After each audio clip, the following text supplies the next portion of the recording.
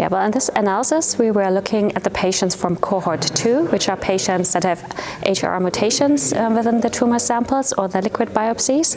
And we were looking at single genes and gene clusters of HRR genes. And our analysis shows the results of secondary efficacy endpoints.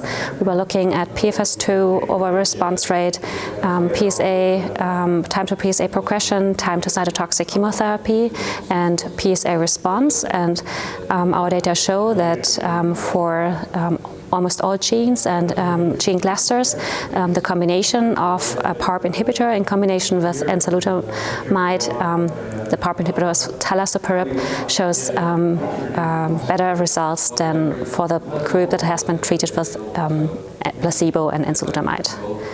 Also in subgroups such as ATM mutated tumor samples, which I didn't expect it, to be honest. And I think it's a good way to treat patients with the combination. In Europe, Talazoparib and enzalutamide is approved for all comers.